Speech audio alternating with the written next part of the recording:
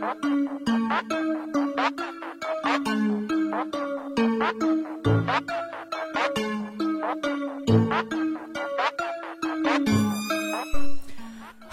semuanya, kembali lagi ke channel yang seadanya ini. Seperti biasa, gue akan membahas novel Tsukigami Chibiku, yaitu di chapter 158 sampai 163. Nah, oke, jangan lama-lama lagi, langsung kita gaskan. Anata, Kuzunoha. Nani yo sono kao? Suki ni omoeba ii sa. Di video kemarin kan sampai pada pembahasan di mana Makoto melawan Jenderal Iblis Iyo. Nah, gue lanjutin dari situ. Di ruang audiens yang telah menjadi sunyi, Makoto melepaskan sikap bertahannya. Iyo yang pulih dengan kecepatan yang relatif cepat melepaskan kombinasi dengan keempat tangannya menuju dada Makoto. 4 serangan itu telah menghancurkan beberapa pilar di sepanjang jalan dan menghentam Makoto. Saat Makoto berpikir untuk melepas penyamarannya, dia menemukan sesuatu di dalam kostum transformasinya. Di dalam helmnya, ada gambar 3 dimensi dari manualnya yang diproyeksikan ke retina. Setelah membaca kemampuannya secara detail, Makoto pun berdiri sambil mengangkat tangan kanannya. Tangan pisau pun menghadap Iyo. Makoto menemukan inti dari formasi sihir Iyo yang harus terletak di bahu kanannya yang membungkus tubuhnya dalam partikel cahaya. Iyo yang telah memiliki kecepatan akselerasi yang menakutkan menyerang Makoto dalam garis lurus, lalu tiba-tiba menendang tanah dan melompat ke udara. Tapi dengan kuda-kudanya, Makoto bisa dengan mudah menghindarinya. 2 tangan Iyo pun datang untuk meraih kepalanya. Seakan jatuh langsung dari bawah, Makoto memotong bahu kanan Iyo dengan tangan kanannya. Namun, kepalanya ditangkap dan dia dilempar. Kemudian sebuah tendangan mendekati wajahnya. Makoto pun meringkukkan tubuhnya dan melakukan tendangan dan menyerangnya dengan serangan yang sama. Di sana, Makoto melihat luka Iyo sudah sembuh. Namun, tidak ada cahaya yang keluar dari tubuhnya lagi seperti sebelumnya. Tiba-tiba, Makoto merasakan sebuah mantra yang meningkat dari arah atas dan suara teriakan yang menggema. Sambil mewaspadai Iyo, Makoto mengkonfirmasi peningkatan tubuh dan konstruksi kekuatan sihirnya. Kekuatan pun berkumpul ke Sofia dengan kecepatan yang tinggi. Seketika, serangan itu tiba saat kilatan terbang lurus ke puncak kepala Makoto. Kostum yang dipakainya pun hancur. Namun, tiba-tiba Rona datang dan menghentikan pertengkaran mereka. Itu adalah sesuatu yang tidak bagus bagi Makoto karena identitasnya telah terungkap. Sofia dan Iyo pun terkejut setelah Rona menyebut nama Makoto.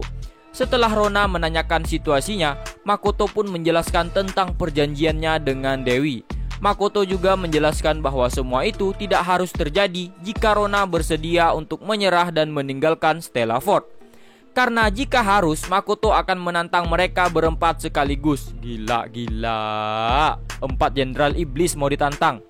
Mendengar itu, Rona tidak bisa berkata-kata. Sofia mengacungkan pedangnya pada Makoto, tapi dia tidak bergerak. Karena Iyo telah mengaktifkan Rose Sign, itu artinya dia akan mati. Namun, karena tandanya telah dihancurkan paksa oleh Makoto sebelum jiwanya dimakan, maka kemungkinan ia selamat masih ada. Lalu dengan menempatkan pedang satu tangan miliknya, Sofia pun menyerang ke arah Makoto. Namun, serangan itu mampu dihadangnya. Seketika sosok Sofia pun menghilang. Saat itu, Makoto tidak berpikir untuk menghindar. Namun, dia memasang sikap untuk pertukaran pukulan. Dan serangan tiba-tiba Sofia pun datang dari arah kirinya. Tapi pedang Sofia berhasil dihentikannya jauh sebelum sampai kepadanya. Kemudian Sofia meraih kegelapan hitam dengan tangan kirinya dan mendorongnya ke arah Makoto. Makoto pun mengubah Sakai yang dia sembunyikannya menjadi penguatan. Kekuatan sihir kebiruan yang padat pun menyebar dari tubuhnya dan terbentuk. Kemudian, sebuah kilatan pedang berwarna merah pun datang dari depan Makoto dan langsung bertabrakan dengan kekuatan sihir kebiruan yang menyelimuti sekelilingnya. Dari tubuh Makoto, siluet bagian atas manusia pun terbentuk dalam ukuran besar yang diciptakan oleh sihirnya. armor sejati yang dibangun oleh Makoto telah berhasil menahan serangan dari pembunuh naga secara fisik yang membuatnya mendapatkan kepercayaan diri. Melihat itu, Rona berpendapat bahwa Makoto telah memberikan atribut fisik pada kekuatan sihirnya. Itu artinya, perwujudan itu tidak hanya berfungsi untuk bertahan, tetapi juga bisa digunakan untuk membalas serangan lawannya. Menghindari tinju yang dikeluarkan oleh tubuh kekuatan sihir Makoto, Sofia melompat dari jarak dekat. Dia mendatangi Makoto dengan beberapa serangan menggunakan pedang berbalut lampu merahnya. Namun, itu tidak sampai ke Makoto. Kemudian, sosok Sofia pun kembali menghilang. Lalu, Makoto merasakan kehadiran Sofia di arah depannya. Dari jauh, Sofia menyiapkan pedangnya dan di sekitar dadanya ada bola merah. Setelah itu, dia mengayunkan pedangnya secara diagonal. Bola merah pun berubah menjadi sesuatu yang mirip dengan laser menuju ke arah Makoto. Makoto secara refleks menggunakan tangan tubuh sihirnya untuk menghentikan itu. Dan serangan Crimson Light itu juga telah digagalkan. Namun, Sofia mulai menyerangnya lagi. Sambil memukul mundur, Makoto juga meluncurkan serangannya sendiri. Tinju itu pun dihindari oleh Sofia sekali lagi. Dan dari permukaan tinju itu, formasi sihir pun mengembang. Lalu jenis serangan laser seperti yang digunakan oleh Sofia sebelumnya pun ditembakkan ke arah Makoto. Tapi, serangan mendadak Makoto itu berhasil diblokir oleh Sofia dengan pedangnya. Makoto melihat di mana posisi Sofia dan membuat mantra pendek. Beberapa riak pun muncul dari bagian depan tubuh kekuatan sihirnya. Lalu, bola seukuran jari pun terlepas dari bentuk manusia dan mengapung. Segera setelah bola sedikit bergetar, serangan yang mirip dengan laser sebelumnya pun ditembakkan dalam beberapa garis kecil ke arah Sofia. Kumpulan cahaya yang berjumlah tidak kurang dari 100 pun menuju ke arah Sofia. Tapi dia menggunakan teleportasinya untuk menghindari itu. Namun itu semuanya sia-sia, karena teleportasinya bukanlah tipe yang memungkinkannya melarikan diri ke ruang yang berbeda. Dia hanya pindah ke lokasi yang berbeda dengan jarak yang terbatas. Dengan sihir Sakai milik Makoto, dia mendeteksi lokasi Sofia bersembunyi dan mengarahkan bola sihirnya ke lokasi tersebut. Semua lampu sihir pun berubah arah dan menerjang ke arah puing tempat Sofia bersembunyi dan meledak. Dari dalam asap, Sofia pun berdiri. Walau dengan 4 dari 7 naga superior yang telah dimakan Sofia dan mengasimilasi kekuatannya dalam tubuhnya, dia masih tidak bisa menyentuh Makoto. Tapi, kekuatan Sofia mulai meningkat selangkah lebih tinggi. 4 kekuatan berwarna yang berada di tubuhnya serta kekuatannya sendiri bergabung dan berubah menjadi pola Palmer. Samar-samar, kulitnya pun berubah seperti sisik, kukunya memanjang dan matanya berubah seperti mata Tomoe. Sofia menyentuh tubuh kekuatan sihir tanpa memegang pedang. Pada saat yang sama, dari tangan Sofia, kegelapan seperti lumpur hitam menyembur keluar. Benda itu pun menurunkan kekuatan tubuh sihir milik Makoto. Pedang Sofia yang bersinar sangat kuat, secara akurat membuat kilatan pada tanda hitam. Sambil meninggikan suaranya, Makoto melancarkan serangan terhadap Sofia. Dengan membuat beberapa komposisi ajaib, Makoto pun menembakkannya dari sihir bentuk manusianya. Beberapa serangan tombak bola itu pun mengenai sasaran. Namun, Sofia tidak berhenti. Dia terus memotong tanpa peduli. Sambil menutupi bagian vital dan tangan kanannya, dia memulihkan semua yang melukainya. Pada saat itu, Iyo juga datang menyerang Makoto dari belakang. Rona pun berusaha untuk menghentikannya. Lalu, Iyo pun langsung diikat dan dicengkram oleh tangan sihir bentuk manusia milik Makoto. Makoto pun mengancamnya untuk membunuh si Iyo jika dia mencoba mengganggunya lagi. Makoto pun mengangkatnya ke atas, memotong lengannya dan menembakkannya dengan kecepatan tinggi. Iyo pun menghilang ke langit berbintang. Makoto menilai Iyo terlalu berharga untuk dibunuh. Jadi, dia hanya melemparnya jatuh ke arah Stella tanpa membuatnya terbunuh. Di sisi lain, Sofia terus menggesek tubuh sihir Makoto dengan sekuat tenaga, sehingga sihir bentuk manusia pun pecah. Namun, apa yang baru saja dihancurkannya telah muncul kembali dalam sekejap dan memblokir pedangnya. Kemudian, Makoto meraih Sofia dengan tangan berbentuk manusia itu.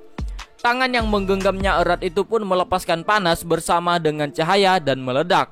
Untuk pertama kalinya, jeritan kesakitan dari Sofia pun bergema. Rona hanya bisa menyaksikan pertarungan yang mengerikan itu. Kenapa Rona tidak ikut membantu Jenderal Iblis Io dan Sofia? Karena Rona tahu kekuatan besar milik Makoto, jadi dia nggak mau ngambil resiko gitu. Selain itu, Jenderal Iblis kebanggaan ras iblis juga telah disingkirkan dari pertarungan. Diam-diam, Rona pun mulai persiapannya. Dia menghubungkan mantranya saat keduanya tidak memperhatikan. Namun, Makoto menyadarinya dan memperingatkan Rona jika dia terus membentuk mantranya, maka Makoto akan menghancurkannya. Rona pun merasakan keringat dingin mengalir di punggungnya, kena mental dia. Dengan transmisi pikirannya, Rona dapat mengetahui lokasi umum milik Io. Dia berpikir itu adalah waktu yang tepat untuk mundur. Rona pun menyerah dan menyetujui persyaratan Makoto untuk mundur dan menyerahkan Stella Fort tanpa syarat dan segera pergi mencari Io. Di ruang audiensi yang hanya tersisa Makoto dan Sofia, Sofia sekali lagi berdiri, mengenakan cahaya biru dan menyembuhkan luka-lukanya. Di sini, Makoto benar-benar berniat untuk membunuhnya, karena Sofia telah mengungkapkan niatnya untuk memakan Tomoe juga. Saat Makoto berbicara dengannya, bagian belakang Sofia pun terbakar. Api berbentuk sayap naga pun menyebar. Sosoknya tiba-tiba menghilang meninggalkan jejak seperti garis ke atas. Ia bergerak bebas dari kiri ke kanan. Kemudian Sofia melanjutkan serangannya tanpa mengucapkan sepatah kata pun. Sambil menerima tebasan yang tidak bisa dilihatnya, Makoto memberi Shiki izin melalui transmisi pikirannya untuk melakukan apa yang dia mau terhadap Lancer. Di tengah ruangan yang luas, ada tempat tidur mewah dengan kanopi terpasang. Tempat itu adalah kamarnya sendiri, batas yang tidak dia perintahkan untuk didekati siapapun. Master Guild petualang False yang bernama asli Ruth, di depan matanya ada bangkai segi 4 yang berkilauan. Di sana, pemandangan yang membingungkan berubah terus-menerus. Itu adalah gambar yang mengerikan. Sosok manusia kebiruan dapat dilihat di tengahnya. Tetapi, Ruth tidak mengeluh tentang gambar tersebut. Dia hanya mengikutinya dengan matanya seolah-olah bersenang-senang. Latar dari gambar itu adalah kerajaan Limia, ibu kotanya yang telah kehilangan fungsinya sebagai kota. Makoto telah mengungkapkan bahwa dia ingin meningkatkan jumlah kekuatan sihir yang dia miliki kepada Ruth dengan cara yang tepat. Ruth yang memiliki niat baik terhadap Makoto pun memperkenalkan beberapa metode kepadanya. Tapi, Makoto tidak memiliki kualitas untuk melakukannya. Itu sebabnya bahkan jika dia melakukan pelatihan paling efisien dan keras yang ditunjukkan oleh Ruth tidak mengharapkan lebih dari 1:10 dari hasil yang akan ditunjukkan oleh seorang manusia. Namun, pada liburan musim panas akademi, Makoto mengasingkan diri di tempat yang tidak diketahui oleh Ruth dan melanjutkan pelatihannya. Saat ini, tugas Makoto adalah meningkatkan jumlah kekuatan sihir yang bisa dilihat dalam mantranya. Gambar pun berubah menjadi hitam. Pada detik dia mengalihkan pandangannya, Sofia pun telah jatuh ke tanah. Saat pandangan Sofia menjadi gelap, gambar yang dilihat Ruth juga berubah menjadi gelap. Sofia tidak pernah membayangkan naga Myriad Color yang dicarinya menggunakan dia sebagai pengganti kamera. Untuk Sofia yang hanya memperoleh kekuatan beberapa naga superior, Ruth tahu bahwa Makoto bukanlah lawan yang bisa Sofia tandingi. Di saat yang sama, Ruth merasa kasihan pada petualang yang berjuluk pembunuh naga alias Dragon Slayer, yaitu si Sofia. Gambar sekali lagi berubah menjadi pemandangan dari langit. Beberapa lampu merah pun ditembakkan ke arah bentuk manusia itu. Meski begitu, apa yang Ruth lihat dengan matanya yang panas hanyalah Makoto yang diselimuti oleh bentuk manusia itu. Ruth pun melewati malam tanpa tidur dengan mengubah tubuhnya ke bentuk wanitanya. Nah, sekarang kita pindah ke scene di mana Shiki yang dengan pahlawan lainnya berlari untuk meninggalkan pertarungan antara Makoto dan Sofia. Di bagian luar kastil, di mana api mulai mereda, beberapa tempat di ibu kota Limia mengeluarkan asap. Lalu, dari langit keluar pedang yang turun ke kota itu. Hujan pedang itu memberikan efek untuk mengendalikan pertempuran iblis dan manusia. Lalu, suara pertarungan pun terhenti. Di sisi lain, Makoto bertarung melawan Sofia di ruang audiensi. Setelah mengikuti si Hibiki, Shiki menatap kehancuran yang dibuat oleh pedang cahaya. Shiki mengkonfirmasi dari jauh kelompok pahlawan yang mencoba untuk berdiri dan entah bagaimana memperbaiki perdirian mereka. Lalu, Shiki melihat kesatria Breda dan Hibiki sangat kelelahan di pojok. Pendeta Laurel yang mati-matian mencoba mengaktifkan sihir penyembuhan untuk mereka. Lalu, seseorang menghampiri Shiki. Dia adalah Lancer, naga unggul atau Mitsurugi. Shiki diawasi oleh naga yang besar di atas menara. Shiki tahu kalau itu adalah naga superior. Tapi di sini Shiki tidak takut. Shiki malah mengeluarkan sikap yang santai. Lalu si Lancer pun emosi melihat sikap Shiki. Dia pun mengeluarkan aura kuat yang sebanding dengan auman naga. Lalu Shiki mengangkat tongkatnya dan pertarungan antara Shiki dan naga superior Lancer pun dimulai. Lancer mengeluarkan pedang cahaya mengelilingi Shiki. Lalu Shiki pun menghancurkan beberapa pedang itu dengan mantra dan mengambil jalur pelarian. Tetapi Shiki tidak bisa kemana-mana. Dia terhempas ke langit seolah-olah mengendarai angin. Lalu datang si Hibiki. Dia meminta Shiki untuk menghilangkan kabut yang dibuatnya. Nah, Shiki membuat kabut itu pada saat dia mengangkat tongkatnya tadi. Alasan Hibiki meminta Shiki untuk menghilangkan kabut supaya mereka juga bisa ikut bertarung melawan si Lancer. Hibiki di sini memberitahu Shiki bahwa si Lancer lah yang membuat kehancuran di ibu kota dan membunuh sejumlah besar penduduk. Sebenarnya, Shiki tidak punya waktu untuk memikirkan mereka. Dia hanya berpikir bagaimana cara menyelamatkan mereka yang ada di lokasi itu. Penghalang yang dibuat Shiki juga bentar lagi akan hilang. Tapi jika penghalang itu hilang, maka Woody akan terbunuh. Tapi Shiki hanya tersenyum. Lalu Hibiki tiba-tiba melihat tengkorak di mana emosi tidak bisa melihat. Pada matanya yang bersinar, mata tengkorak itu menatap Lancer. Bahkan ketika Shiki berbicara, dia tidak melihat ke arah Hibiki dan pendeta Laurel itu. Shiki juga mengatakan bahwa dia akan menyembuhkan si Woody, tapi dengan syarat si Chia atau pendeta Laurel itu melanjutkan sihir penyembuhan kepada Woody. Chia di sini terkejut karena tidak banyak undead yang bisa menggunakan sihir penyembuhan. Percakapan mereka pun langsung diakhiri oleh Hibiki. Dia menyuruh Shiki untuk menepati janjinya. Shiki pun tersenyum. Lalu kuil kabut Nelheim pun batal. Satu cincin menghilang dari jari Shiki. Seolah itu membuktikan bahwa itu berasal dari kekuatan yang aneh. Kabut pun dengan cepat menghilang. Lalu Lancer pun menembakkan beberapa pedang lagi ke langit. Tapi itu bukan pedang biasa. Itu adalah pedang naga. Shiki pun mengatakan bahwa tubuh si Lancer adalah hibrida, setengah naga, setengah manusia. Jadi memiliki dua nyawa. Kekuatan Lancer akan meningkat jika mengambil bentuk itu. Lancer pun heran dari mana Shiki tahu info itu. Shiki memberitahu Lancer kalau dia dapat info itu dari Ruth. Mendengar itu, Lancer pun langsung mengeluarkan aura membunuh. Tapi Shiki tidak peduli. Lancer heran kenapa Shiki tahu dengan si Ruth. Lalu Shiki pun meneruskan omongannya. Dia juga tahu pedang naga tertinggi yang disebut Mitsurugi. Bentuk sebenarnya dari pedang itu adalah hasil dari makhluk kuat yang telah Lancer ubah menjadi pedang. Lalu Lancer pun menerjangkan pedangnya ke arah Shiki sekaligus. Tubuh Shiki pun terbungkus oleh pedang kebencian. Lalu Shiki mengeluarkan sihir dengan bahasa jiwa dan menghempaskan area sihir milik Lancer dan mendekatinya dengan kecepatan tinggi. Dalam area itu, 7 pedang mengejar Shiki sekaligus. Tapi Shiki tidak berhenti dari depan, belakang, dan samping. Tapi Shiki mengabaikan semuanya.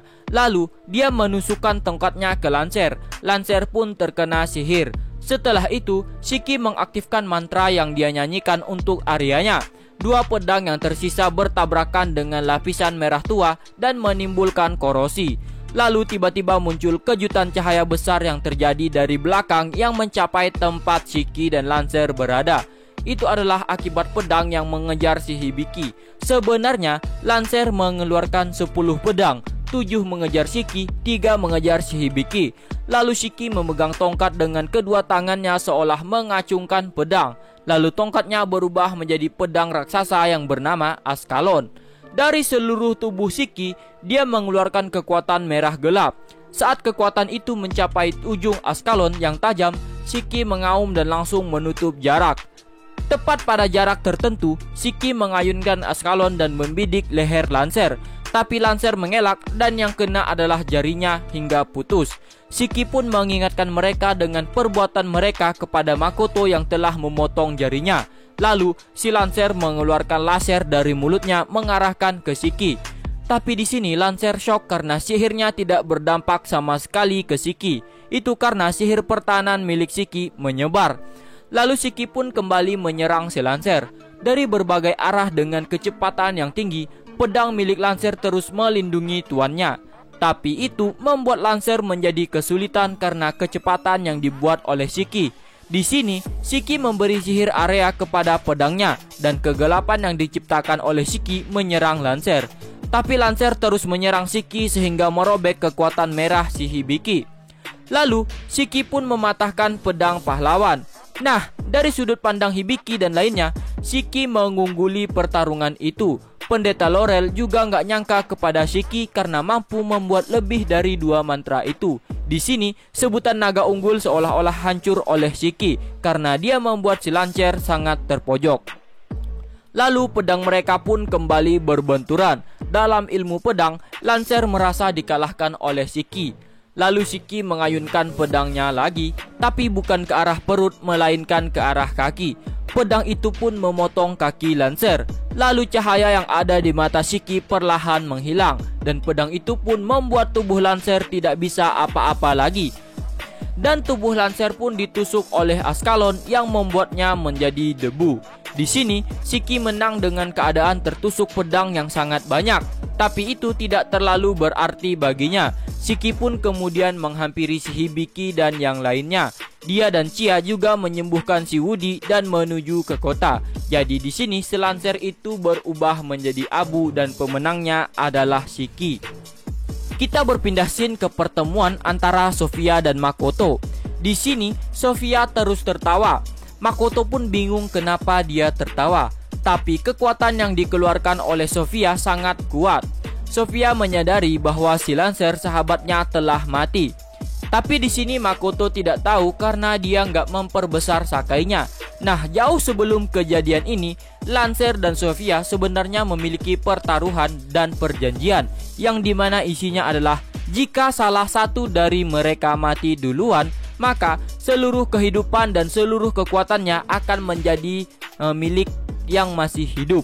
Nah, berhubung Lancer mati duluan, jadi seluruh kekuatan Lancer mengalir dan menjadi milik Sofia. Lalu, tiba-tiba area yang dipenuhi kekuatan gelap menyebar ke lantai dan Sofia sebagai pusatnya. Itu juga mencapai kaki Makoto.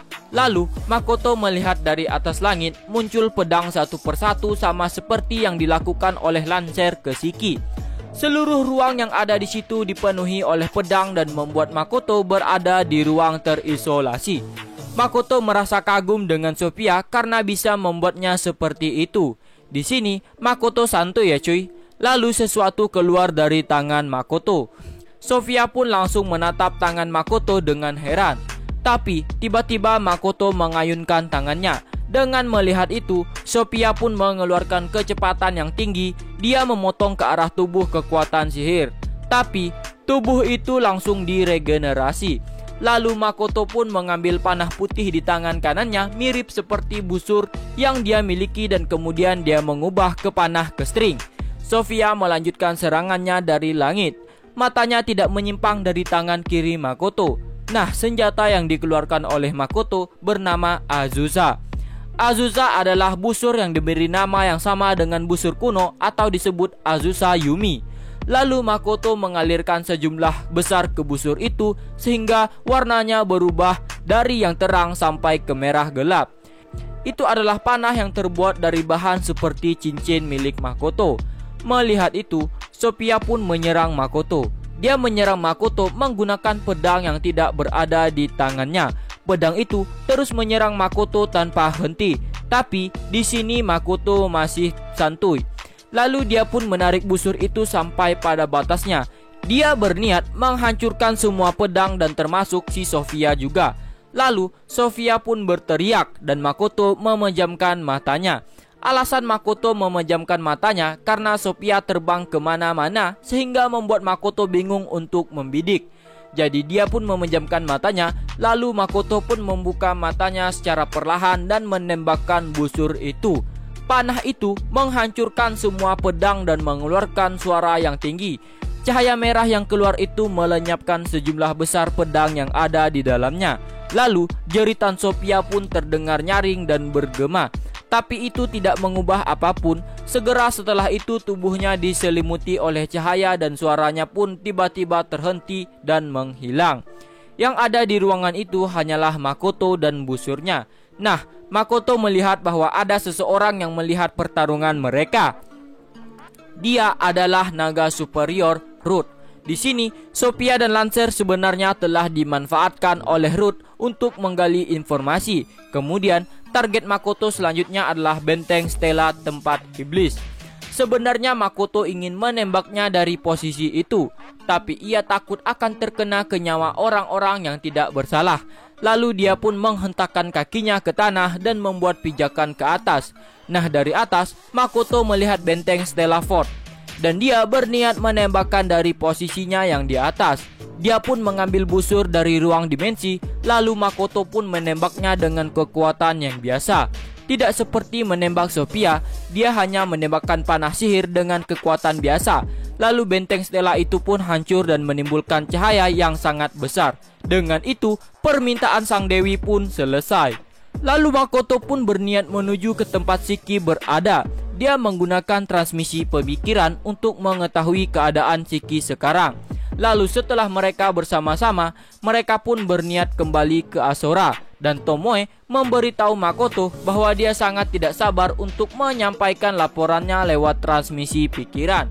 Lalu Shiki tiba-tiba terkagum dengan Makoto karena dia tidak melihat satu luka pun ketika melawan Sophia. Sedangkan si Shiki babak belur dibuat oleh Lancer. Sambil mengkhawatirkan keadaan Shiki, Makoto dan lainnya pun diam-diam meninggalkan kota. Nah, sampai di sini dulu pembahasan kita kali ini. Di pembahasan kali ini tuh sebenarnya ceritanya sangat seru ya, dimana Shiki bertarung melawan si Lancer, Makoto melawan Sophia, Makoto juga menantang 4 jenderal iblis gitu. Jadi pertarungan di pembahasan ini tuh seru. Nah, mungkin itu dulu yang dapat gue sampaikan. Sampai jumpa di video selanjutnya. Kayaknya besok ada video baru lagi. Jadi dalam seminggu ini kayaknya kita tiap hari upload ya. Oke, sampai di sini dulu. See you.